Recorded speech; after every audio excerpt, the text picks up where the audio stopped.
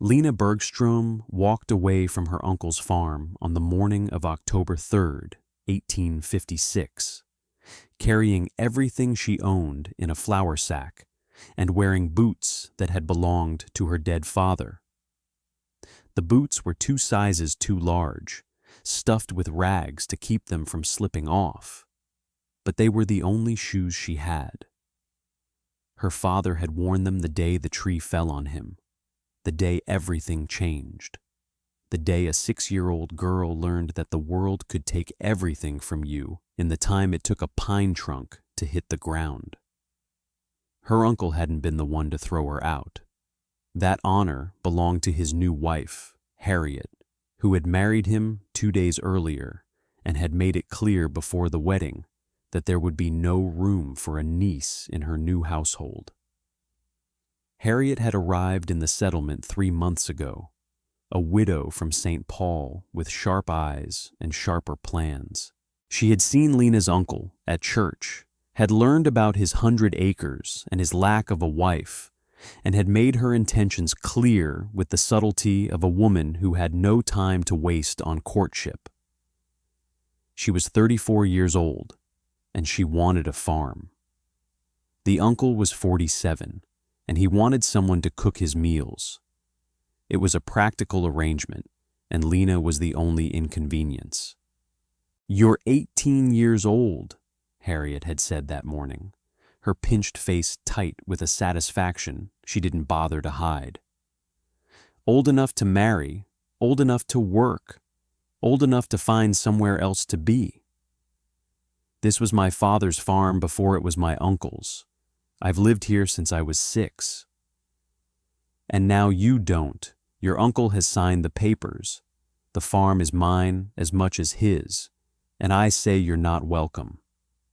Harriet had pressed a small purse into her hand, $2.30, she would later discover, the price of 12 years of labor.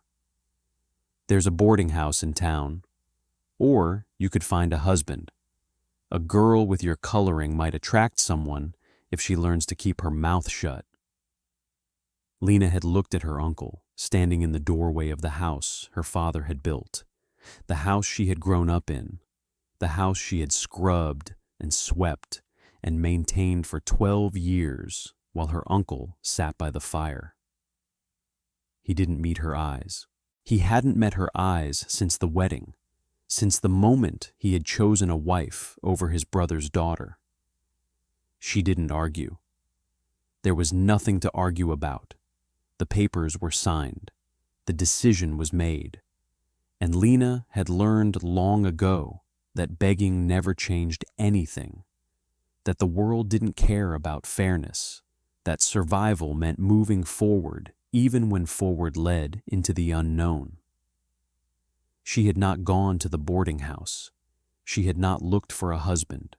She had walked into the pine forest north of the settlement, following a trail she remembered from childhood, looking for a place where she could be alone long enough to figure out what to do next. She found Nikolai Petrovich instead, or rather, he found her.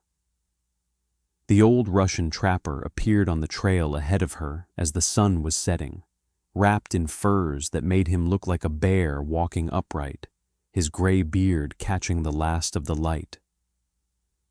"You are the Bergstrom girl," he said. His accent was thick, but his English was clear. "The one they pushed out. Word travels fast. In small places, always." He looked at her flour sack, her 2 big boots, her face that was trying very hard not to show fear. "You have a plan?" "Not yet." "Then come, I will show you something that might become a plan." She followed because she had no better options, because the temperature was dropping and she had nowhere to sleep, because the old man's eyes held no threat, only the particular patience of someone who had seen enough of the world to know that young people in trouble needed help more than lectures. "Stay with me, because what Nikolai showed her is the reason the worst blizzard of the decade passed right over her head without ever touching her." The hillside faced south, sloping down toward a small creek that ran even in winter. The soil was a mix of clay and sand, stable and easy to dig, the kind of ground that would hold its shape when you cut into it. Pine trees grew thick above, their roots holding the slope together, their branches providing material for everything from roof beams to firewood. In Siberia, Nikolai said, standing at the spot he had chosen, the peasants build zmlanka, houses half in the ground, half above. The earth is the wall on three sides. The wind cannot reach you. The cold cannot find you. You need half the wood for heating, sometimes less. Half underground. The bottom half. You dig 4 feet down, build walls 2 feet up, put a roof across the top. From outside, it looks like a small shed. From inside, you have a room 6 feet tall, warm as a bear's den, hidden from the wind that kills people in wooden cabins. Lena looked at the hillside, trying to understand what he was describing. 4 feet down into the earth, 2 feet up with logs, a roof covered with dirt and sod. It sounded primitive. It sounded like something an animal would do, but it also sounded like survival, and survival was the only thing that mattered now. Why does being underground make it warmer? She asked. Because the earth holds its temperature. On the surface, the air changes every day. Hot when the sun shines, cold when the clouds come, freezing when the wind blows down from Canada. But 4 feet below the surface, the earth stays the same, 50 degrees, all year round. It doesn't care what the weather does above. 50 degrees isn't warm. 50 degrees is not freezing. 50 degrees is the difference between life and death when the blizzard comes and your fire goes out and you have nothing but your body to keep you alive. Nikolai crouched and dug his fingers into the soil. I spent the winter of 42 in a zmlanka I built in 1 week. Outside, the temperature dropped to 50 below. Inside, I stayed at 48 degrees with no fire at all. The men in wooden cabins, the ones who thought they knew better, many of them died. Lena had no money for lumber. She had no help, but she had 2 hands and time before winter, and she had spent 12 years on a farm learning how to work until her body refused to work anymore. "Show me how," she said. The construction took 7 weeks, working alone except for occasional visits from Nikolai, who would watch her progress and offer corrections in his quiet, patient way. She dug the foundation first, cutting 4 feet into the hillside, creating a rectangular pit 12 feet wide and 14 feet long. The work was brutal. Her hands blistered the first day, bled the second, and by the end of the first week had hardened into calluses that would never fully soften again. She had traded 50 cents of her $2 for a shovel, leaving her with less than $2 to survive the winter. But the shovel moved dirt, and dirt was all that mattered. The back wall was the hillside itself, solid earth that had been compressed for thousands of years, a wall that would never let the cold through. The side walls were half earth, half timber, logs she cut and dragged from fallen trees, stacked and chinked with moss and clay. Every log was heavy. Every trip through the forest left her shoulders aching, her legs shaking, her body screaming for rest she couldn't afford to take. The front wall was the only one fully exposed to the air, and she built it thick. Logs laid horizontally, gaps stuffed with moss and clay, a single window facing south to catch the winter sun. The window was nothing but a frame covered with greased paper, translucent enough to let in light, but solid enough to block the wind. Glass would have been better, but glass cost money she didn't have. The door was solid pine, fitted tight into a frame she carved with her father's knife, the one thing besides his boots that she had managed to keep. Inside the door, she hung a heavy canvas curtain 3 feet into the room, creating an airlock that would trap cold air before it could reach the living space. Nikolai had insisted on this detail. The door was always the weakness, he said, the place where the cold found its way in. The floor was the most important element. She left 2 feet of earth at the bottom of the pit, packing it flat, covering it with dried pine needles for insulation. The earth held a constant temperature, 50 degrees year-round, and that 50 degrees would radiate up into the cabin even when the air above was frozen solid. The roof took the longest. Logs laid across the top, spanning from the front wall to the hillside and back. Bark over the logs, layered like shingles. Then a foot of earth, hauled up from the pile beside the excavation. Then squares of sod, cut from the meadow below, grass side up, creating a living roof that would blend into the hillside and shed rain and snow. From 10 feet away, the finished cabin looked like a low mound in the hillside, barely distinguishable from the forest around it. From 100 feet away, you couldn't see it at all. She moved in on November 21st, the day after the first real snow. The cabin was rough. The walls were unfinished in places. The furniture was a bed of pine branches and a stool made from a stump. But it was warm. 48 degrees without a fire, just from the earth around her. With a small fire in the pit she had dug near the door, it rose to 62, comfortable enough to work in shirt sleeves while the wind howled outside. Word spread through the settlement about the Bergstrom girl living alone in the woods. Some said she had gone mad with grief after being thrown out.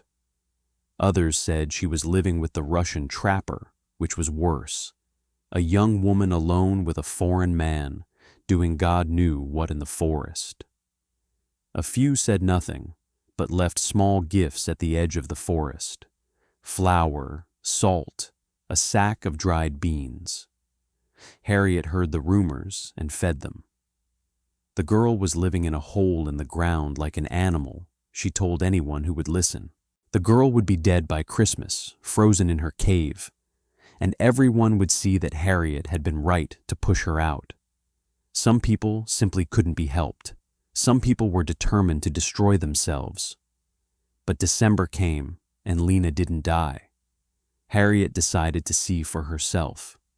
She rode out to the forest on a December afternoon, following directions someone had given her, expecting to find her former niece huddled in a lean-to, ready to beg for forgiveness and a place by the fire. She found the cabin instead, or rather, she found where the cabin should have been. She walked past it twice before she noticed the door, half hidden in the hillside, smoke rising from a vent pipe that looked like a fallen branch. "Lena?" she called. Her voice was uncertain, the confidence of October already fading. "Are you in there?" The door opened, and Lena appeared in the entrance. She was wearing a wool dress and no coat, comfortable despite the December cold. Her copper-red hair was loose around her shoulders, her freckled face calm and unhurried. "Mrs. Bergstrom, what brings you to my home?" Harriet stared at the cabin, at the girl who should have been desperate and wasn't, at the smoke that suggested warmth inside. "I came to see how you were managing." "I'm managing fine, better than fine." Lena stepped back, gesturing into the cabin. "Would you like to see?" Harriet didn't want to see, but she had come all this way, and curiosity overcame reluctance. She ducked through the low door, pushed past the canvas barrier, and entered the cabin that Lena had built into the hillside. The warmth was the first thing she noticed. The air inside was comfortable, almost mild, despite the small fire that burned low in its pit. She looked at the earth walls, the log front, the low ceiling that was clearly below ground level. She looked at Lena, standing in her warm cabin, alone and unafraid. "How is this possible? There's barely any fire. You should be freezing." "The earth is warm, 50 degrees all year round. I'm 4 feet below the surface, surrounded by ground that doesn't care what the weather does above. The fire adds 12 degrees, maybe 15. I burn less wood in a week than your cabin burns in a day. This is unnatural, living in the ground like an animal. I'm living like someone who wants to survive, which is more than you wanted from me when you threw me out with $2 in a flour sack." Lena's voice was calm, almost pleasant. "I should thank you, Mrs. Bergstrom. If you hadn't pushed me out, I never would have learned what I'm capable of." Harriet left without saying another word. She rode back to the farm, to the cabin that leaked heat through every crack, to the woodpile that shrank a little more every day. Something had shifted in her, and the other women in the settlement noticed that she no longer spoke of her former niece with contempt. The blizzard came on January 7th, 1857, rolling down from Canada like a white wave that swallowed the world. The temperature dropped to 35 below zero. The wind rose to 70 miles an hour. The snow fell so thick and fast that people got lost between their houses and their outhouses, wandering in circles until the cold took them. Lena had seen the signs that morning, the strange color of the sky, the way the animals had gone silent, the pressure in her ears that said something was coming. She had filled her water containers from the creek while she still could. She had brought in extra firewood. She had sealed every gap she could find with strips of wool cut from an old blanket. By the time the first winds hit, she was ready. She sat in her half-underground cabin and listened to the storm pass over her head. That was the strange part. It passed over her. The cabin was built into the hillside, low enough that the wind couldn't find it, buried enough that the snow simply covered it like a blanket. She could hear the blizzard above, a roaring that shook the ground, but inside her earthen walls, she was as safe as a creature in its den. The storm tried to find her. The wind probed every angle of the hillside, searching for gaps, looking for anything it could tear apart, but there was nothing to find. The cabin had no exposed surfaces, no corners for the wind to grab, no roofline for the snow to pile against and crush. It was a hole in the earth with a face made of logs, and the storm couldn't figure out how to destroy it. The temperature in the cabin never dropped below 52 degrees. She kept a small fire burning, more for light than heat, and read the Bible her father had given her, the only book she had thought to grab when Harriet threw her out. She ate the food she had stored, dried meat, root vegetables, the beans someone had left at the edge of the forest. She waited for the storm to exhaust itself.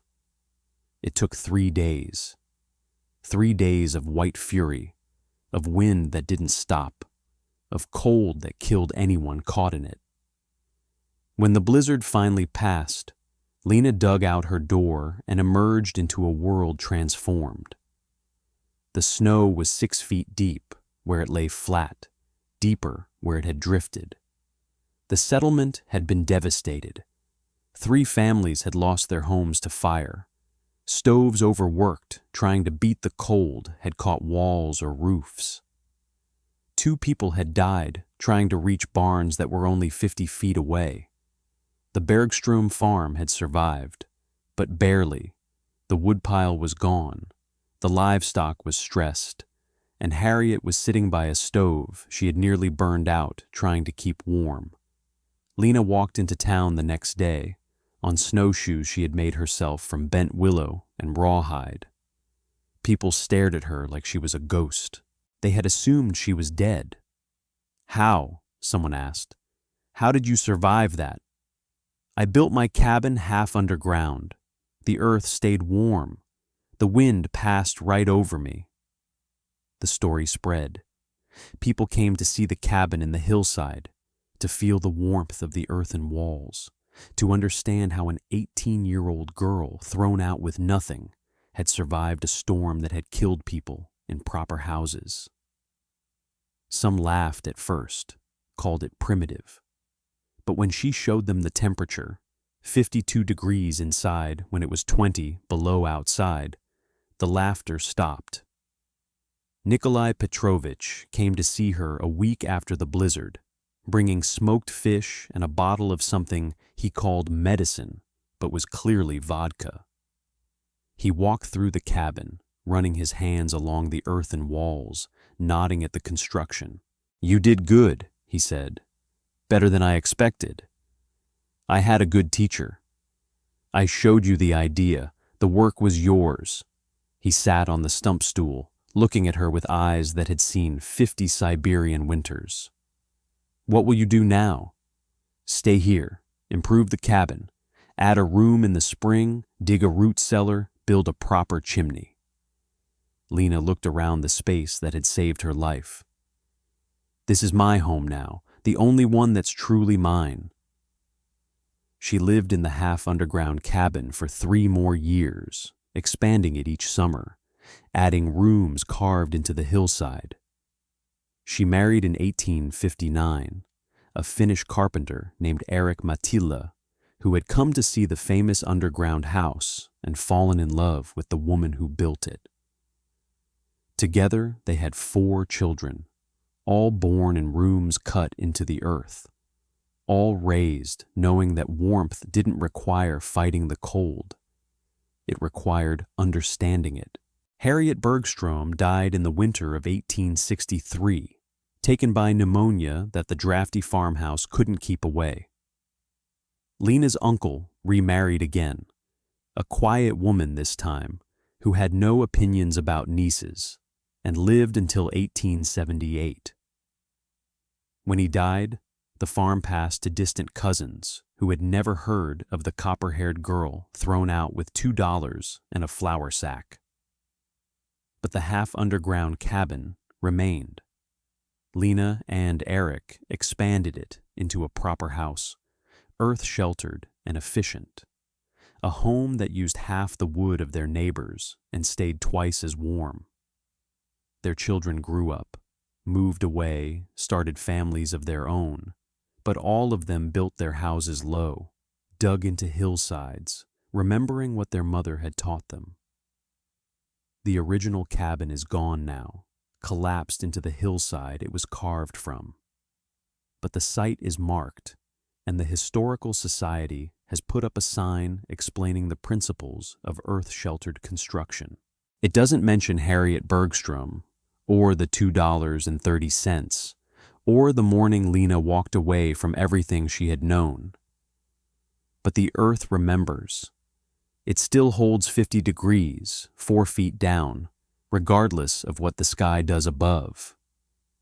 And somewhere in Minnesota, there are still families building half underground, letting the earth do the work, surviving winters the way Lena Bergstrom learned to survive them, by going low when the blizzard went high. Some stories end with the protagonist getting revenge. This one ends with something better. A woman who built her own home when everyone expected her to fail, who let the storm pass over her head while it destroyed everything in its path, who survived not by fighting the winter, but by disappearing into the earth until the danger passed. If this story of half-buried warmth resonated with you, consider subscribing for more narratives of underground wisdom. What is the hillside in your own life that you could build into? And what would happen if the storms that seek to destroy you simply passed right over?